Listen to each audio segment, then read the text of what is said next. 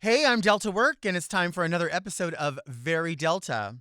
Get ready because my extra special guest and friend is the author of a brand new book called Chicano Bakes, ready for the holidays. The one and only Esteban Castillo is here. But first, do you want to see me go off? Because I think you want to see me go off. Oh. Mom! Are you a lady like me? Introspective, beautiful. Oh, are you intellectual like me? Beguiled by a bargain? You like wild times? Oh, like me? Are you serving the community like me? Well, if you are, then you must be very Delta. I'm Delta Work, and this is Very Delta, a luxury public access podcast and YouTube talk show where I look beautiful, speak extemporaneously, and invite fascinating people to sit on the couch and get very Delta. Very Delta is for the woman who keeps a spare sweater set under the passenger seat. Today's show is cooking with gas, but first, I want to talk about a few things that are very Delta. I just want to know why everybody's making fun of Madonna and Cher on TikTok. First of all, why is anyone surprised that Cher has a young boyfriend? Cher has spent her entire life publicly saying to people, I take young lovers. I like a young lover. That's what I do. I do not spend time with men to buy me things or to elevate my career or to do anything other than that. Back in the 80s, late 80s, early 90s, she was with Rob Camilletti, who was called the Bagel Boy, and everyone was like, "Oh my God, I'm so surprised. I'm so surprised." What are you surprised for? Why are you shocked that a woman is like, "Hi, I want to get fucked by somebody young. I like it and they like me." And we're getting down for whatever reason, whether it's financial or whether it's just because that person likes one another. It's none of anyone's business. Why? How can you, in one hand, go, oh, we shouldn't attack women. We shouldn't do this to women. We should support women. But on the same hand, like go over and be like, girl, I'm so surprised. I can't believe you're surprised. First of all, she didn't explain anything to anyone, and she shouldn't have to. She just said, here's my young lover, and now she has another new young lover, supposed young lover. We don't know what they're doing, but even if they are, I don't know why it's a surprise or the business of anyone. And then on top of that, Madonna, people are critiquing her, talking about her plastic surgery that she had done. Many of us grew up with Madonna. I grew up with Madonna, like, coming out with Lucky Star and songs like, I'm talking about like the early 80s, like Burning Up. And then we've watched her progress her whole life. This is our now first time, we never knew coming up as kids that we were going to see somebody then sort of get into these other ages where we expected them to look a certain way. We expect them to be in sweater sets. We expect them to be wearing a certain kind of perfume. We expect them to tone it down. Don't be like that. What is there to tone down? Like Madonna created the theater for everything that's happening right now. Madonna created that, created the entire set, created the rules and the adjacencies and what everyone's supposed to do. And now that she's older and she's getting surgeries done to look, and I think she looks fantastic. And people are like, oh my God, she shouldn't look that way. She's done too much. What's too much? What's too much when you're a gazillionaire and you've always been known for doing things that are controversial? When the Catholic Church came after Madonna and she was like, all right, well, I made a piece of art and you don't like it, fuck off. Like, then don't like it. But how are people saying, oh, you've done too much. It's just too much. Well, what's too much? Because I grew up with women being told that after 40, they had to cut their hair and it had to be short and blonde. Like that was the thing. You just got to go blonder and lighter. Nobody likes women with dark hair. That just doesn't look young. Why do you have to look young? Why do you have to look old? Why can't you look the way you want to look? If Madonna, people, and then throwing these sort of slurs around like they're appropriate, or like I've seen people say things like as if it's negative. They've said, oh, she now looks like she's another ethnic group. She looks Asian, or she looks this way because she had a lift on her eyes. as if it's an insult. Like, then you're now incorporating other things. Oh, I can't believe you look this way. Why would you want to look that way? Well, why wouldn't you? Why wouldn't you want to look like you have a beautiful lift to your eyes, or pale, smooth skin? I don't understand what the issue is with what Madonna is doing or what Cher is doing as people who are viable and important, especially to the queer community, the LGBTQIA plus community, who have always included everyone under that umbrella. Suddenly it's like they have to be torn apart because they're on TikTok dancing or twerking. So what? Everybody else is doing it. Why are they not allowed to do it? So younger people are allowed to go on and make fools of themselves, and then somebody else sees, oh, there's a viral thing, a viral dance. I want to do it too. I love this song. And then all of a sudden they're like bad, or need to be like, they need to be ostracized, or they need to be made fun of for wanting to dance, or wanting to say, oh, I'm going to have great sex. I love it. Like, I have a young boyfriend. That's wonderful. Where have we gone that the same people that are saying, oh, we got to protect Britney, and then once Britney's out, it's like, oh, we don't have that conversation anymore. Now we have to attack Madonna. Is she okay? Is she ill? What's wrong with her? Like, is she aware? Baby, she's aware. She's viable, sexual, sensual, professional, important, landmark, legendary, groundbreaking. Cher is the same thing. These women are so important to us. But because they're not dressed like Betty White was? Like, that's not the same thing. I don't get why there's a rule after a certain age. You have to behave this way. We don't want any more of that. Stop getting on TikTok and telling everybody you shouldn't be enjoying your life.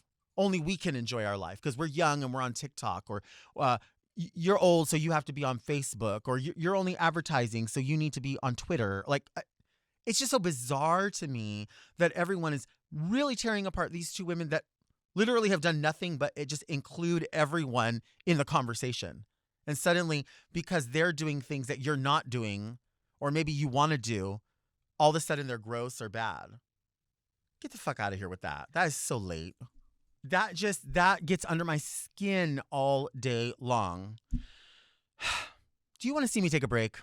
I think you want to see me take a break.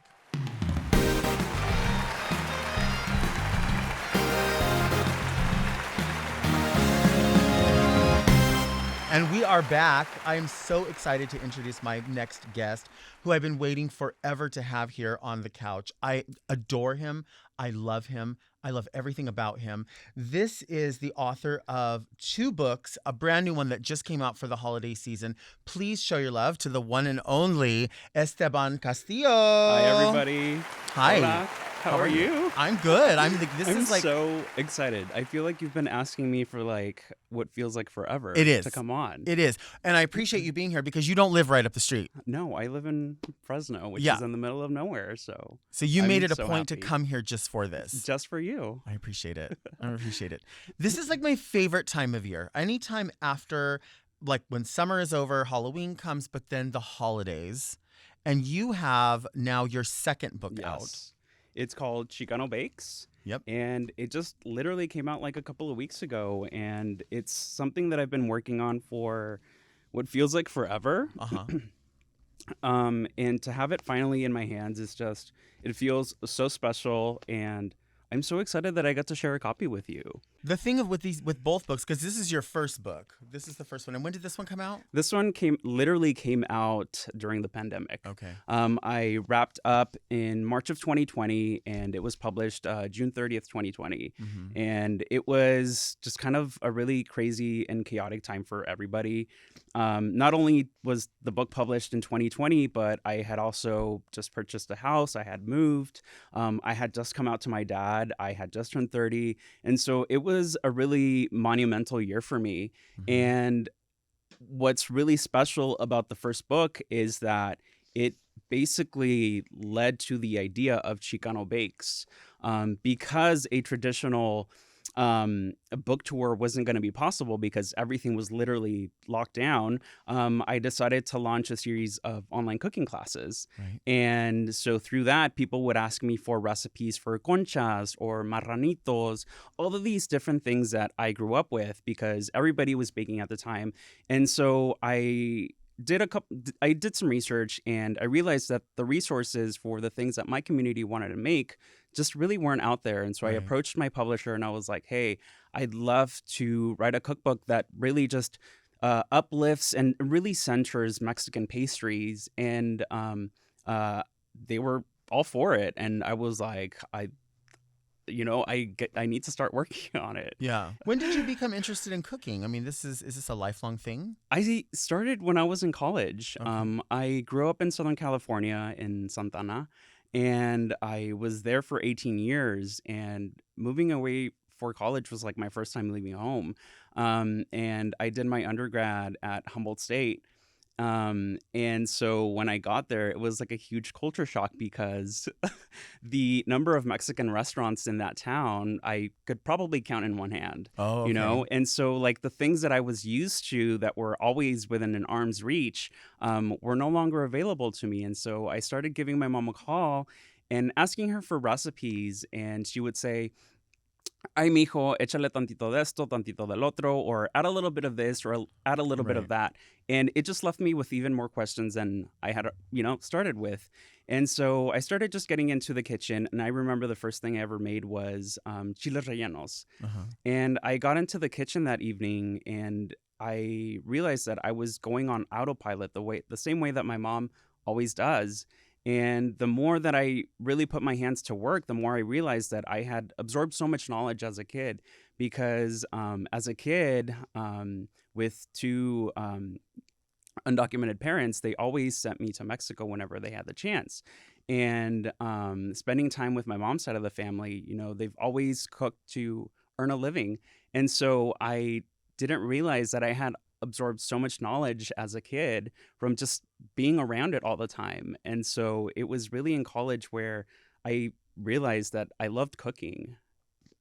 I love that. I love that. No, Mike, I keep looking at you because I'm thinking about like what your mom said about, when you make a recipe, you just kind of like, we're so used to being able to not always follow a recipe, but just kind of like cook with your heart. Yeah. And cook with like the ingredients maybe you have on Yeah. hand and make something with that. Yeah. Even though you do outline in these books how to make something according to the recipe, do you always follow like exact recipes or do you like measure with your heart? I am that type of person where I need to understand what role each ingredient plays in the recipe. Okay. And so I do tend to follow recipes. Okay. But if I'm cooking like with my mom, there was this one time where I was making pozole and she was also making pozole. Uh-huh. And she kept wondering why I was adding certain things. And I remember it was pozole blanco that we were making. And so it's like the base is like garlic and onion and like broth and then the hominy.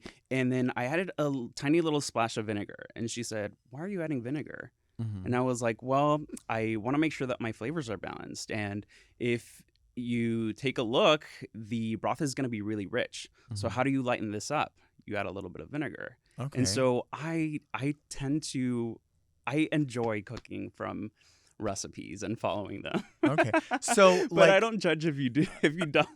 So what about like, do you ever see celebrities that say like, I know how to make pozole, and they're like, this is how you make real Mexican pozole, and they put honey in it. Like, what do you? Let's read Rachel. I mean, I don't want to point any fingers. I don't know who your celebrity chef friends are, but I mean, you see stuff like that, or people Yeah. are like, this is a true, authentic Mexican corn salad. And you're like, is it? It starts to become a problem for people like me because, talking about Amazon reviews, when the first book came out, there was one review specifically that really stood out to me. And I try not to let these things bother me, but when someone tells you that the recipes are really basic and that they're from the school of Rick Bayless and Rachel Ray, and so they're discrediting your work because they think that they're the standard. Right. It's it becomes kind of an issue, you know. And I think when we talk about celebrities, um, like these people, you know, it sort of feels like it waters down our work. Mhm. And it also leads to this discussion of like authentic and what really is authentic, Right. you know? And so to her, I say, pick up a book. Yeah. I And I hope it's fine. I think it should be. I think it should be. Absolutely. What would you say is the difference from the first book to the second book as far as content? When I was writing Chicano Eats, I was writing it for my younger self. Okay. I was writing to that Esteban that had just landed in college, that was confused about where to start.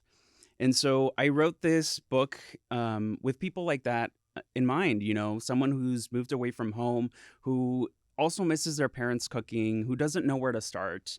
And so I packed the book with so many different like staple recipes. You have like frijoles de la olla. I teach you how to make mole from scratch. You want to talk about basic? That is not basic. And Right. I show you how to make 3 different types of pozole: red, white, green. I show you how to make birria from scratch. Um, and then I also spend half of the book just, you know, doing fun things that I'm known for as Chicano Eats. As Chicano Eats, I get to take traditional Mexican ingredients and, you know, play around with them in non-traditional ways. I have like my champurrado chocolate sheet cake in here.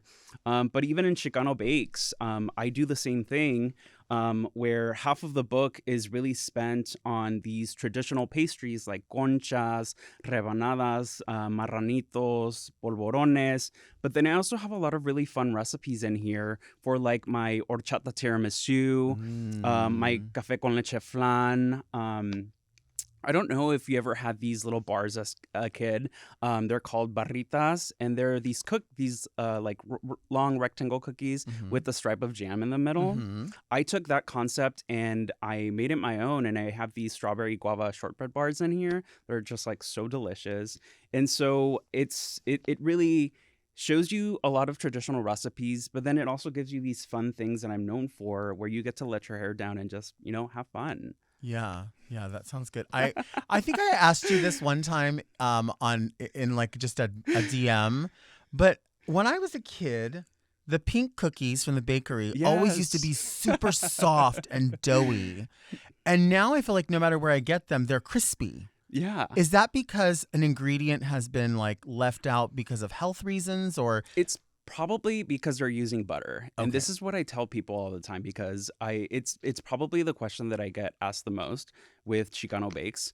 Can I use butter in place of shortening? And the answer is, of course you can, but just know that the outcome is going to be different, Right. because when we look at things like butter, it's a combination of fat and water. Right. And shortening is just 100% fat. So making that substitute is gonna change the texture of the cookie. So for me, using shortening in the polvorones is, you know, is gonna make it true to that experience I'm that not you had eating as it a because I'm on a kid. diet. I want the pink cookie Neither do to be I. soft. I want it to be pliable. I want it to be like when I was a kid, and I get it. Yeah. I mean, not saying that like butter is so much healthier or whatever, but it's just an option. Yeah. As you said, it does make things like it changes it.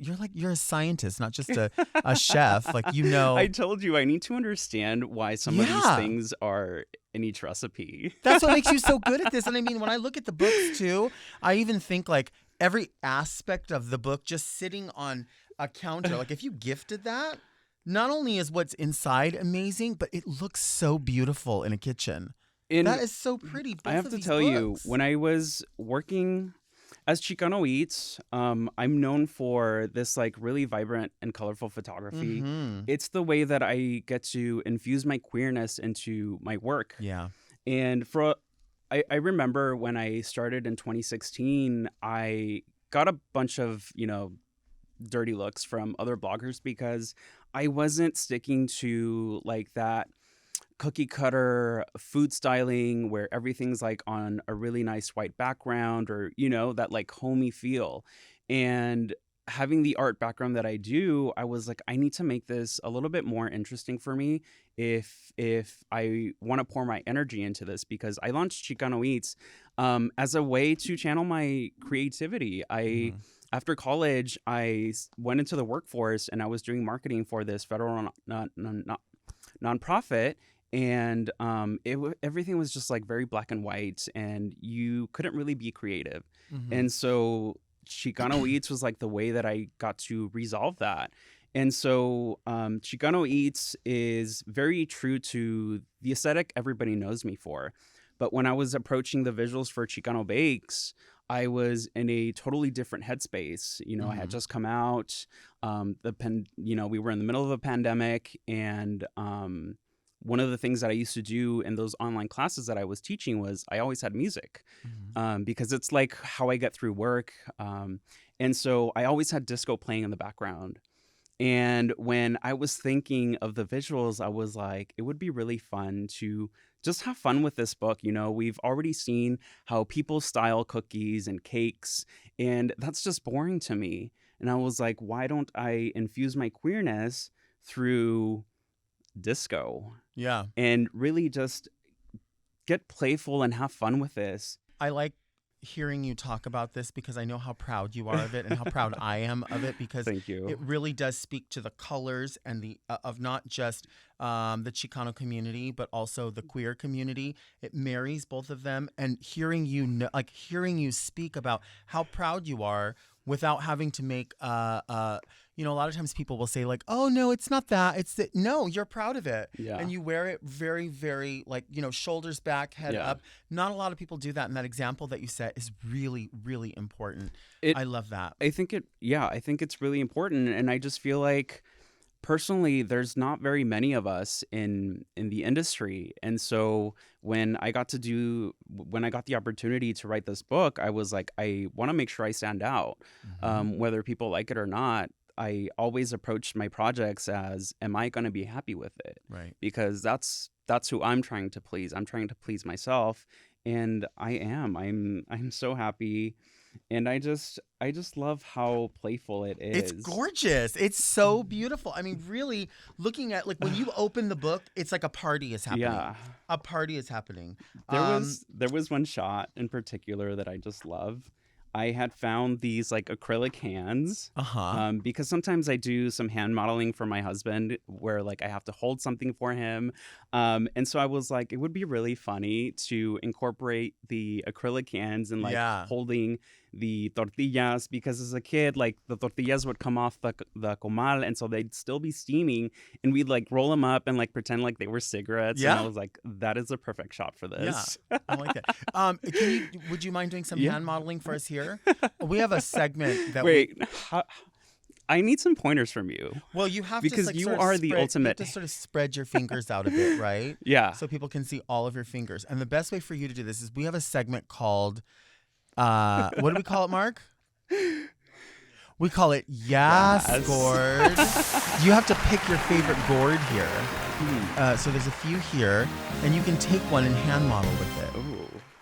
So pick the one you think is interesting. I always think of gourd. I don't know. Ooh. I mean, are all gourds edible? Not all of them. No, not all of them. So how do you hand model with that? I would probably. It depends.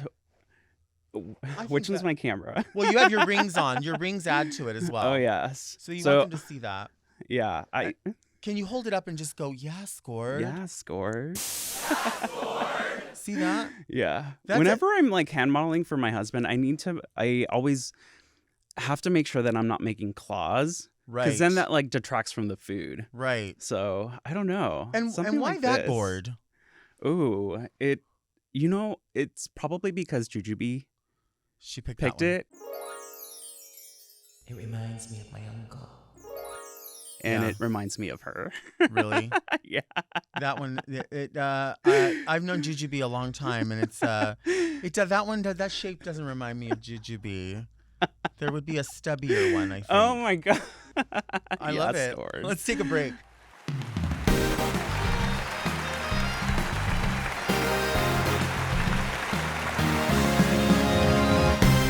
And we are back. We're back with my extra special guest who has a brand new book out called Chicano Bakes. You will want to get into this book. It is absolutely gorgeous. And this is his second book.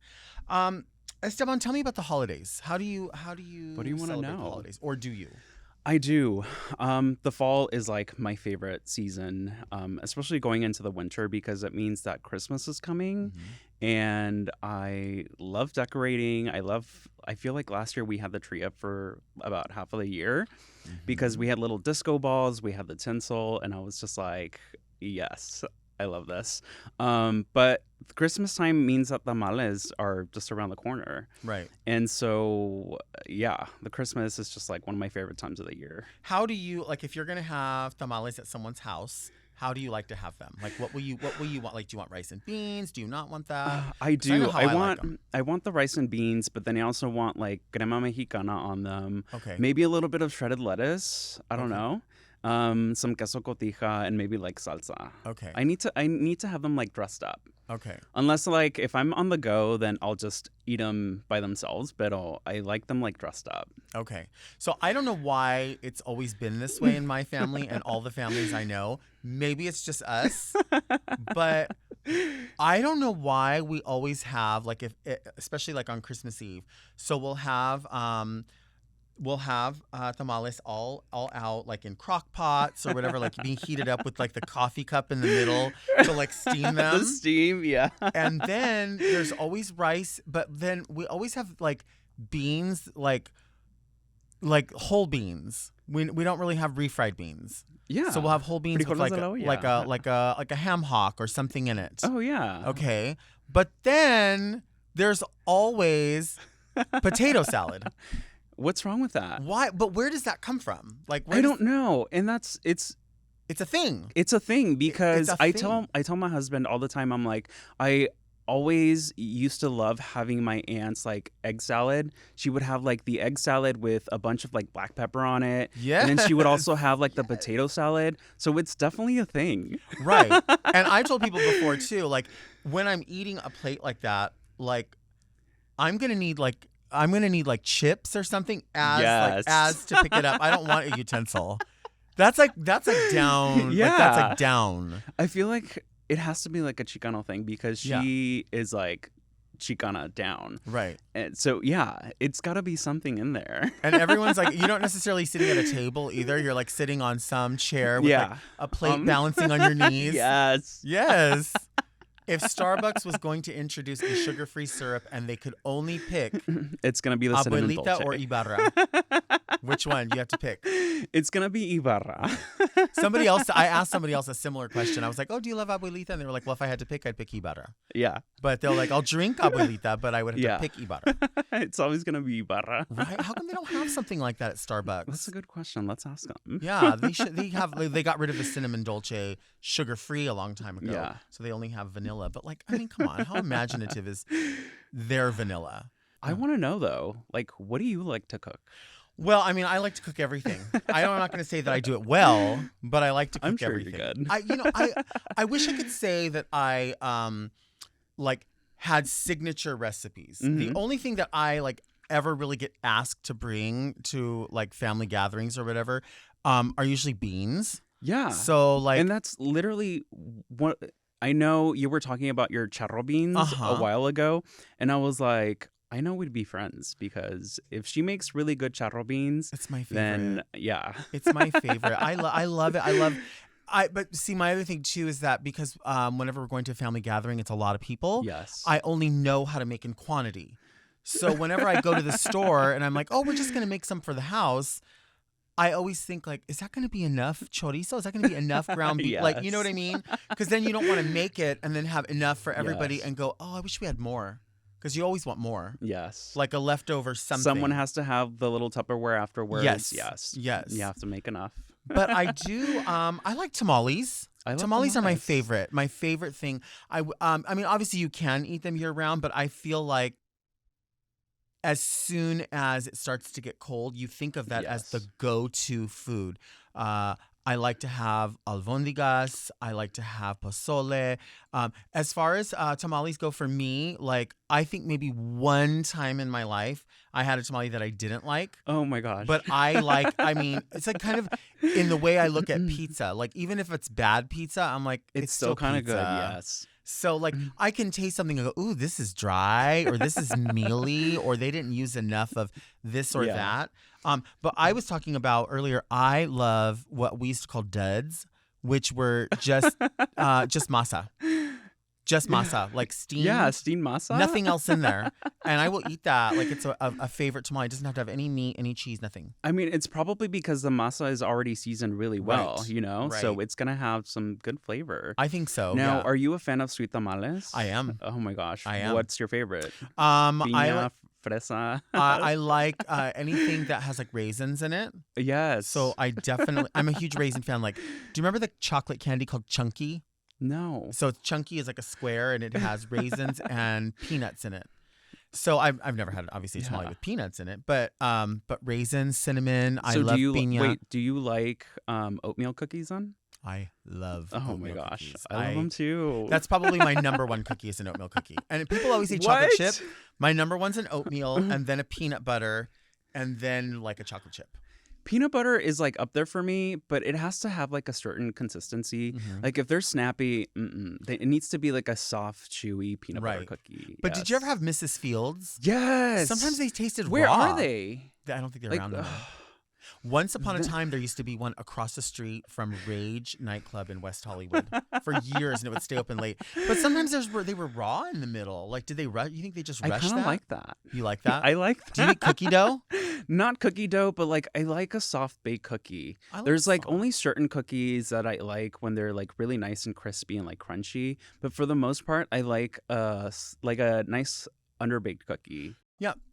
So I do have a recipe that I don't share with everyone. Are you going to share it with me? Oh, I'm going to share it with you. Thank you. you. Absolutely. Because I want a fair critique. I want someone who knows to say, I understand what you're doing here, but this is what's good, and maybe this is what you can improve upon. Yeah. I mean, clearly I've gone through the books, but my family does like an assembly line. Yeah, so everyone, my family too. Yeah. It takes a village. Well, I'm gonna put some of my ingredients. I have a few of them here. Of course, there's some secrets that that are in some of the seasonings. We're gonna start here. Okay, so this is gonna go into the oven. You go ahead and just put this in whole, just like that. And we can go ahead and set that. And that's going to cook for a minute. And that's long. That's long enough. That's how long that cooks. So that part's already warmed up. That's you need to start there. You know what I mean? And then I like to layer some seasoning as well from the same brand. I love this recipe already. Isn't it? It's easy. It's easy. It's modern. I don't like to gentrify anything. Yeah. We're going to put that in the oven as well. There that goes. And you can put that in. I would say when you put that in, I like to put it on popcorn poultry. Oh, I love when that. I put it in, I do. And because what that does is it warms it, but it defrosts it at the same time. Oh, I love that. Sometimes that spice, even though it is hot, it's icy. And so when I put it in there, that's so interesting. It knocks that off a little bit. Oh my gosh. You know what I mean? Kind of like whenever I make my famous chili. When I do my famous chili, I put peppermint icebreaker gum in it. I love that. So you get a little bit of like that hot and cold. Yeah. Then you're going to use this. I mean, this is truly Harina? the flavor of Mexico. Yeah. If you did not know, really, Alber's enriched yellow cornmeal. This is the brand that's really going. This is the oro, right here, as they call it, and this will really keep you authentic. Now, is that like grits? This is grits. You can use grits in your tamales. I love You put that in there. This one I do like to do as beverage. You can do beverage keep warm because really. This one is open to interpretation. Mm-hmm. Do you know what I mean? Some people like it a little more mealy. Some people like it a little more liquidy. I like it a little more icy. You like it more icy? Yeah. Then this is the perfect time for those icebreakers. Okay. Mm-hmm. What you can do is you can actually get a molcajete and you can put in... You're going to crush them up. Not the gum, but the actual... Yeah. And you grind those in there, throw it in there.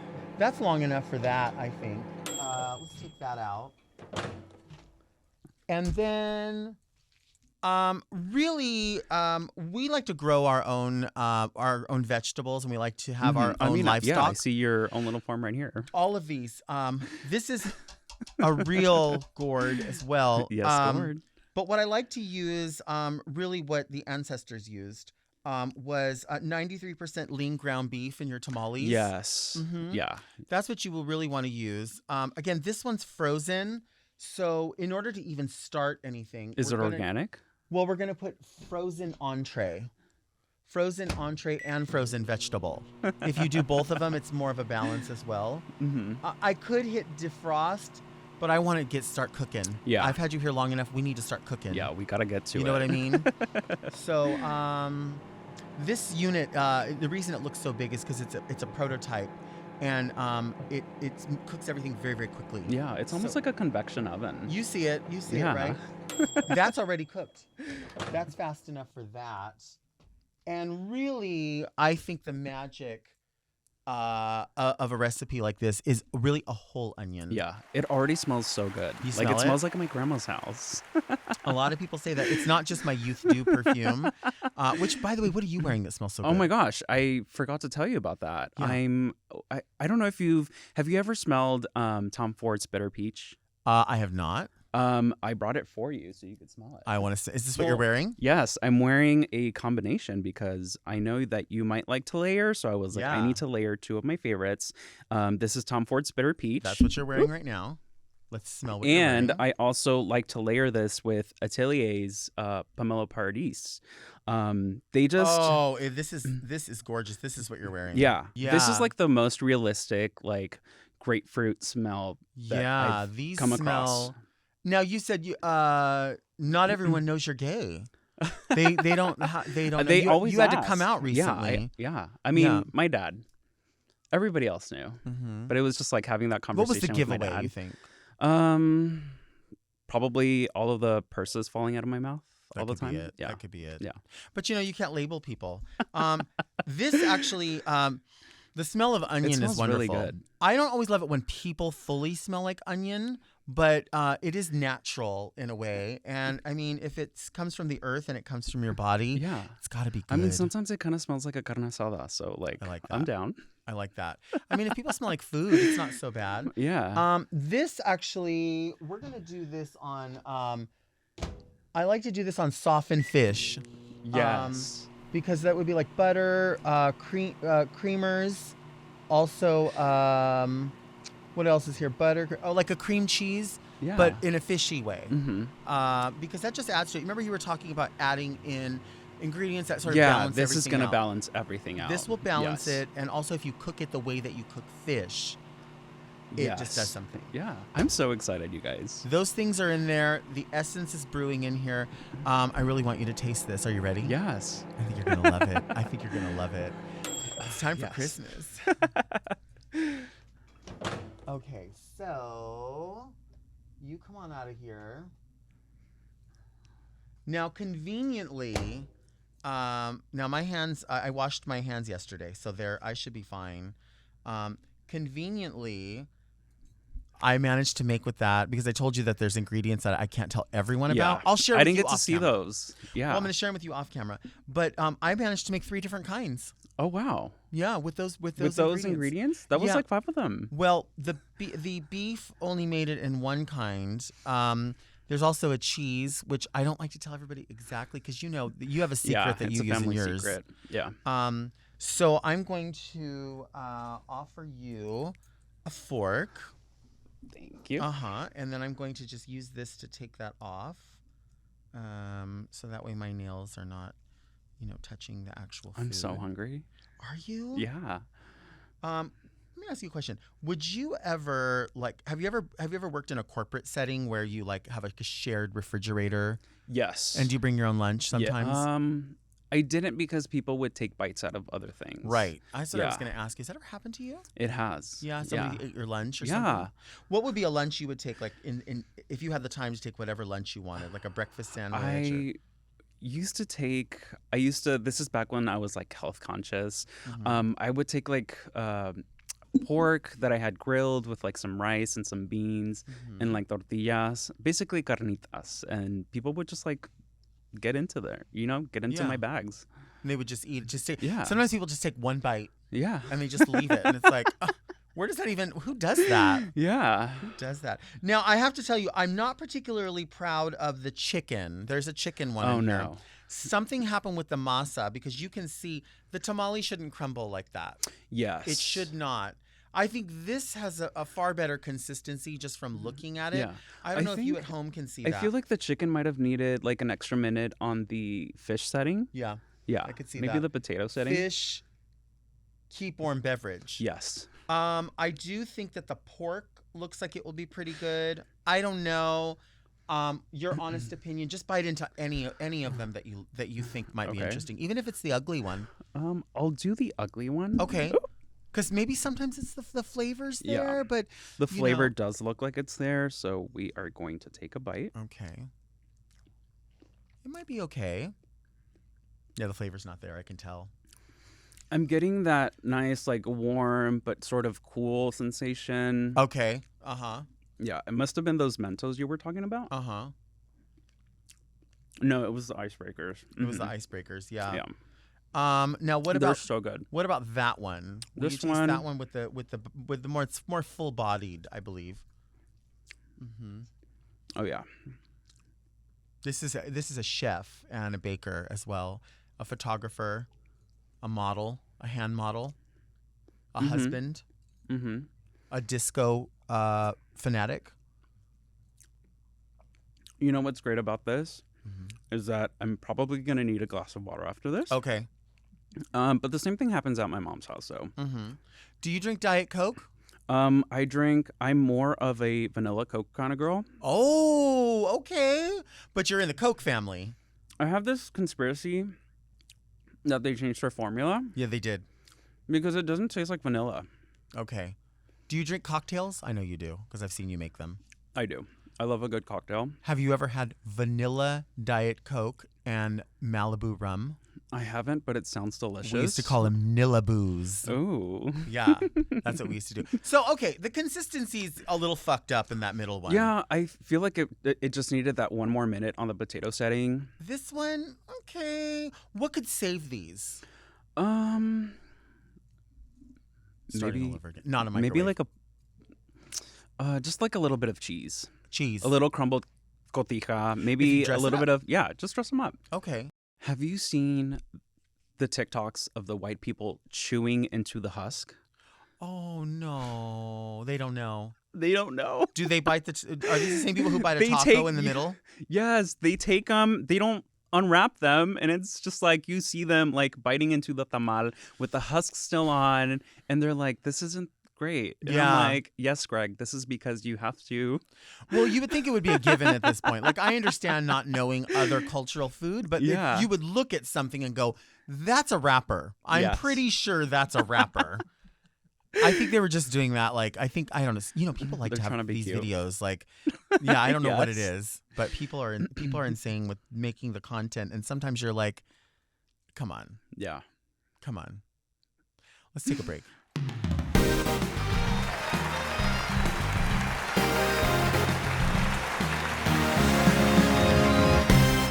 And we are back. We are back. This is a portion of the podcast where people write in letters, Mhm. sometimes asking for advice or just sharing like a viewpoint. And they've sent a couple, and I want you to answer them with me, if I'd you love will. to. Yeah, Now, I'd love to. if they're too uncomfortable, 'cause I love to give sometimes- advice. You love to give advice, but you're a gentleman. Seriously, you're such a gentleman that whenever I'm around people that I think are like, a lady or a gentleman or just a gentle person in general, I always feel uncomfortable because I'm like, my conversations always end up in the bathroom. No, And people I are love like, it. "Here we go again." And I'm like, I don't want to do this to this person. They're so I really do. I think that you're so sophisticated, and it's not everybody is that way. My husband will probably tell you otherwise. Well, I mean, and that's the wonderful thing is that your husband is probably somebody, obviously, who knows you at your absolute worst, but Yes. champions your absolute best Yes. because he knows. You know what I mean? He knows how wonderful you are. Here's a piece of a letter that just says Delta. I love that. Yeah, That was you can quick. Do it however you want. Okay, so they sent this one that says, I've been a fan of yours, Delta, for many years, and I'm a fan of the podcast. Honestly, I've always admired your candor, your honesty, your comedy, and it's been great to see you in your element week after week, spilling some real tea. I'm curious on your thoughts and feelings around self-checkout. I think I want to see you go off. With love, very Jerry. I like I that. want to see you go off too. I mean, I prefer self-checkout. Me too. I prefer it. Even if I have like a ton of stuff, but I'm also that person that goes to, like, when I go to Target, I come up slow and like kind of look around to see what's the shortest line. Is anyone in self-checkout? And also, I think people are under the impression that guest services is only for returns, and they don't realize that it also says up there, checkout and returns. Yes. I only exclusively use the self-checkout because for some reason, the universe, whenever I do get steered into someone's checkout lane, it is the one that takes the longest time. I don't know what it is, but it will always just take forever. Yeah. So if I have the opportunity, I'm going to go for the self-checkout. Yeah. Yeah.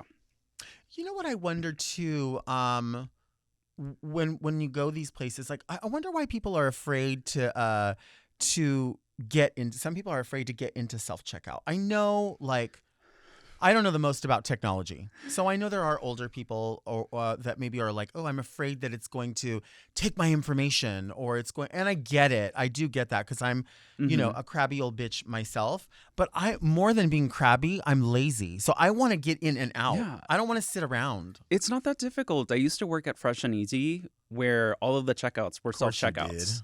and And I worked at Easy. Target. And you were fresh so- and easy. And I was Fresh and Easy. And still am. But it was just like, all you have to do is just push like 2 buttons and you're done. Yeah. Like, You what's really are. so difficult. But what about when you get to the self-checkout and then they're like, you're scanning your things and then there's no bags? That literally happened to me last night. Yeah. And They're I'm like, just "Oh, we like don't have any standing there, bags." like looking around, and there's like no one, like there's like no attendant. Right. I'm like, what am I supposed to just like carry them and walk out? Yeah. And what about when there's like I don't know if you go to Walmart, but if you've ever been to Walmart and you go to their self-checkout, which is very comprehensive. There's lots of self-checkout, which I love, lots of options for everyone to get through. But there's like 500 people that work in there. And then when you need help, yeah, there's none around. like fortunately where I go to one in Whittier or Santa Fe Springs, and there's like quite a few queer people that work at that one. And so they're always super nice and on it and they know what's love going that. on. But then there's always a few that just kind of look at you like, what? What do you want? Why do you want? I'm like, I don't know. Like, Yeah, I feel like we need more gays, more queers in these spaces, because if you need something done, you know that they're going to do it and they're going to do it very quickly. I also feel like, I mean, if I have to scan this shit myself and like it doesn't have a code on it and I happen to pick up organic, I'm going to scan it as regular, not organic. I don't work here. I wasn't trained. Do you know what I mean? Like, that's not my fault that you didn't train me. I'm just saying, I know I'm going to have to ask somebody. I don't want them to have to take away from somebody else who has a problem. Listen, I love self-checkout. But when I go through that self-checkout, if it doesn't have a sticker on it and it's organic, I'm going to scan it as regular, and that's just going to be the cost. I mean, that sounds reasonable. But also, talking about Walmart, what are these people looking at when they are checking your receipt? I feel, this is what I think. I don't know, but I think that they maybe have a headset on, and I think that their loss prevention, while they're doing that, loss prevention is saying, no, that person's cool. Because maybe while you were shopping, they saw you like pick something up, and then sort of, maybe that's a way of stopping thievery. Huh. I don't know. But I will tell you this, what you better not do at Walmart. You better not ever, ever, ever think that you're going to get in front of one of their personal shoppers, because baby, they will take that rack and knock you the fuck over. They are like, darling, this is Buffum's, darling. I'm personal shopping, darling. They are gonna book Shoo, it. darling. What are you doing, darling? And you're like, oh, I just wanted to get some top ramen. And like, what? Please move. I'm a personal shopper. There's one that lives in my building. Nicest guy ever. He doesn't do that. But I'm not saying everyone does it. I'm just saying 99.9% of the people that do this job are like, I don't know why you're in here shopping by yourself. You should have a personal shopper like me.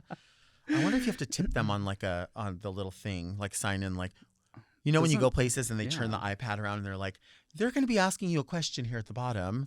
Do you want 40 or 80% tip on your $2 coffee? Yeah, I feel like everybody loves a little tip. I do. Yeah. Well, I mean, if we're going to do a little one, we might as well do a big one. All right. Another letter. Yes, Very Jerry. We love self-checkout. I love that your name is Very Jerry. I love that. Okay. Next letter. I'm keeping these in order, too. Ooh, this is a long one. Dear Delta, I pray my letter finds you well on this gorgeous autumn day. Recently, my 31-year-old adult sister adopted 2 orange tabby kittens, Bo and Beatrice, who are the most gorgeous shade of orange blossom and sweet cream. They are matched in beauty as well as personality. They are the sweetest beings ever and have truly been a welcome blessing in our lives. However, of late, they've somehow become angered at my sister and have begun angry pissing. It's been getting worse and worse to the point where she has to put a king-size waterproof mattress cover over her IKEA navy trundle bed so she doesn't arrive home from work to a sopping wet, pissy bed. She's confided in me that she woke up to Bo standing on top of her, pissing directly onto her tummy whilst she lay sleeping. Well, this alarmed her, of course, causing her to roll sideways to the other side of her IKEA navy trundle bed into a warm, greasy cat shit fresh from Beatrice's bottom, hot and steamy on a pillow like Little Caesars. I heard her screams from down the hall. I ran to her door asking her what the issue was. Too embarrassed to tell me the truth at first, she said she herself was sick and accidentally shat her bed. What should she do? Sincerely, Bridget. My friends call me Midge. I mean, what would you do? You have cats? I have 3 dogs. You have 3 dogs. I love cats, but I'm allergic. Okay. But I've heard that cats sense danger and sense evil. Mm-hmm. So if they're acting out, Right. maybe we need to look at the sister. I think so. Yeah, they're trying to tell her something. So let's look at the sister. They're responding to something in the environment. Yes. It's definitely environmental, and when I say environmental, it could be that she's in the environment. Yeah. They're responding. They're saying something. Maybe take them to the vet and have this conversation with the vet. Maybe visit a cat whisperer. Yeah. That's an option. I would also suggest like a limpia. Mm-hmm. Like, Yeah. grab, find a witch. Yeah. You Get a need a limpia. cleansing. Also, I mean, back in the day, they used to get a pillowcase and they would just drop them in the river. Oh my gosh. I know. I wouldn't do Are that. we dropping the sister in the river? Yeah, that's what I'm saying. Okay, yeah. I I'm don't down. want to do it, but you could. They would do that with cats, but the cats aren't the issue. Yeah. Your sister's the issue. And I mean, I think you might want to wrap her up in the navy duvet. Yeah. Yeah. And the IKEA stitch bed? that up with some, what are those, zip ties? Yes. And just push her off because she's causing a problem for these 2 cats. Especially if they're the orange tabby cats. I feel like those are like the sweetest ones. I have one. Let's look at the sister. I have an orange tabby cat. He's a big boy. His name is Tango. Oh. And he's kind of a dum-dum a little bit. Like he's kind of like oafish. Mm-hmm. And I like that. And then Yeah, our we girl love that. cat is Cha-Cha. And she's a black cat, thin, super, super like shiny and green eyes. And she's very aloof. So whenever she's around, you can kind of see them having this conversation where he's like, hey, what's going on? And she's like, she's like one of those personal shoppers at Walmart. She's just like, It sounds like my oldest doing? dog. She is a Basset Hound mix. okay, love. And so she's just like so sweet, but there's never anything really just happening in that head. Okay. She's just, yeah. And what about the other 2 dogs? The other one is a cattle dog. So he is just like a raging bitch all the time. Okay. And then the other one is a little pit mix. So he's just like really sweet, but scared of everything. Aww. So, yeah. How long have you had all these dogs? The oldest is going on 9 years old. Okay. And then the other one's like 4 and 3. I love that. Yeah. I love my cats. I love my Cha-Cha and my Tango. Are you all interested in seeing videos of my 2 luxurious purebred cats from the ASPCA? If you are, send a message to the Mom Podcasts page or readmedelta@gmail.com. And maybe we could make it possible for you to see my beauties in their everyday life at the estate.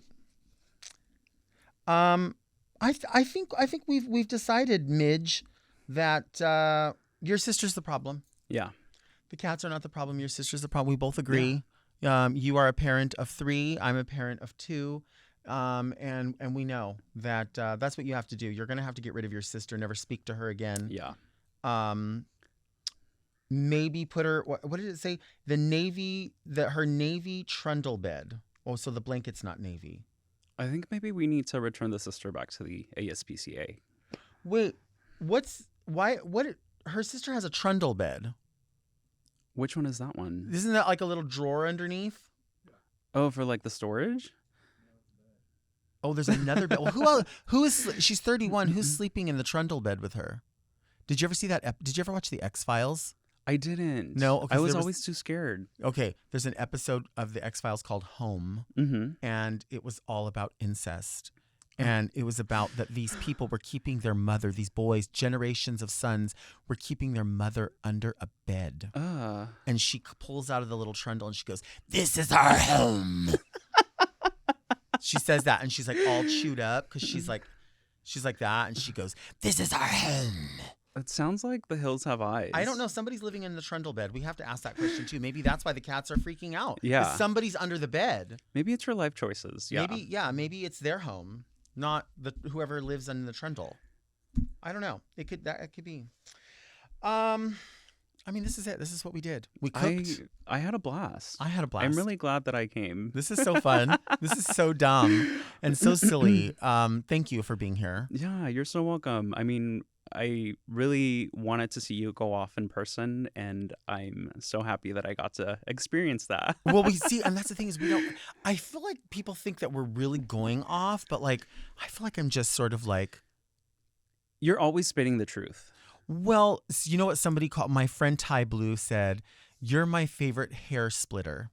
And I was like, oh, that makes sense because there's not really that big of an issue happening, but somehow I managed to like split hairs on something where people are like, this isn't a big deal, right? Like, there's other shit going on. And I feel like it's conversations that everybody is having in their own heads. I hope so. And you are just the messenger.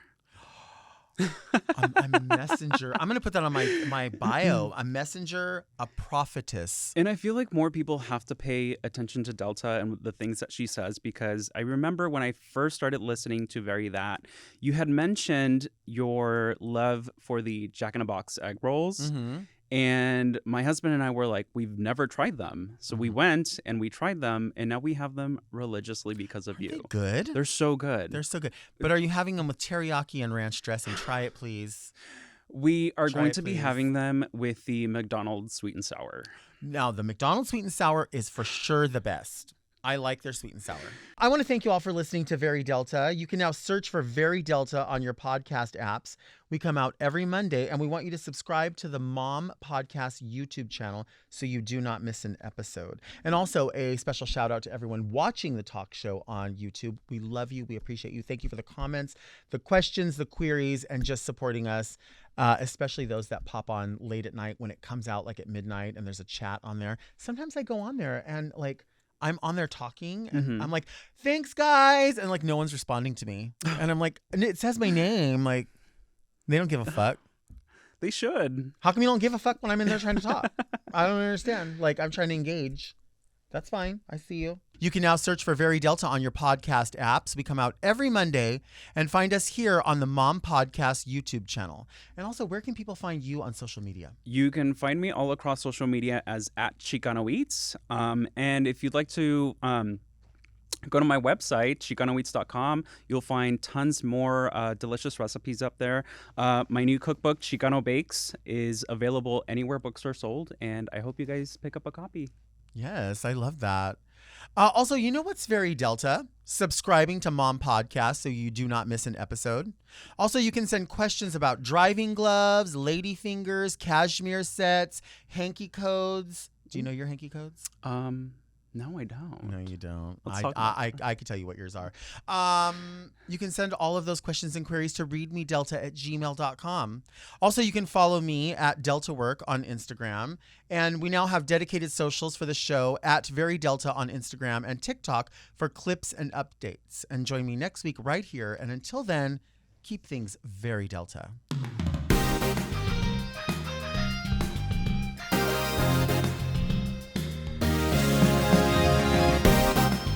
To listen to Very Delta one day early and ad-free, sign up for Mom Plus at mompodcasts.plus. Very Delta is produced by Moguls of Media, aka Mom. Hosted by Delta Work and produced by Mark Jacobs. Engineered by Margot Padilla and editing by Doug Robertson. Executive produced by Willem Belli, Alaska Thunderfuck, Big Dipper, and Joe Cilio.